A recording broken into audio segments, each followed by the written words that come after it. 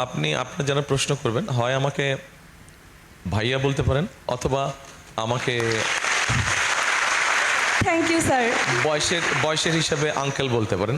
তবে আঙ্কেলটা একটা শুনতে খুব একটা পছন্দ করবো না, ভাইয়া বললে ভালো লাগবে। আচ্ছা, ধন্যবাদ। আচ্ছা ভাইয়া, 2020 সালে করোনা টাইমে আমি মাশরুম বিজনেস শুরু করেছিলাম আমার ফ্যামিলিতে, কিন্তু মূলধন স্বল্পতার কারণে আমরা দীর্ঘদিন চালিয়ে যেতে পারি নাই।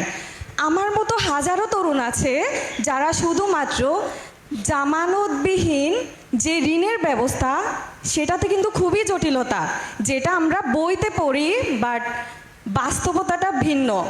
কারোই কিন্তু জমি বা ওরকম থাকে না যে যেটা জমা দিয়ে যুক্ত ঋণ নিবে।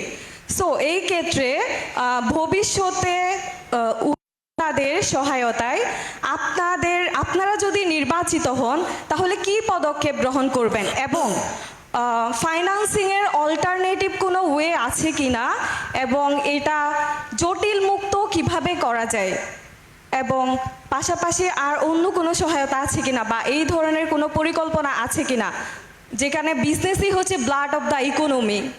Thank you so much. Thank you. দেখুন,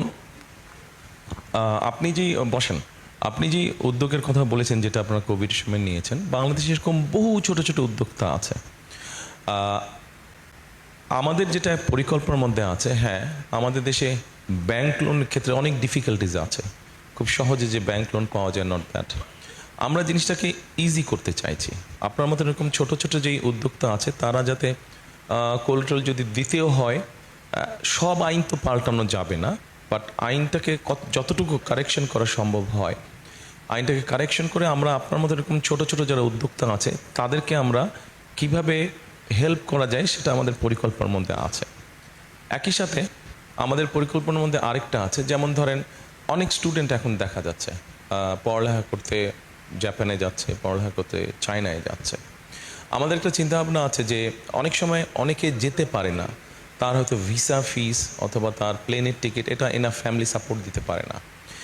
আমরা এখানে একটা চিন্তা ভাবনা করছি যে এরকম যারা আপনি যেরকম ছোট উদ্যোক্তা, আপনি যেরকম সাপোর্ট চাচ্ছেন, ঠিক একইভাবে যারা পড়ালেখা করতে যেতে চাচ্ছে তাদেরকে স্টুডেন্ট লোন নামে কোন লোন দেওয়া যায় কিনা, এটা আমাদের একটা চিন্তা ভাবনার মধ্যে আছে। নেক্সট।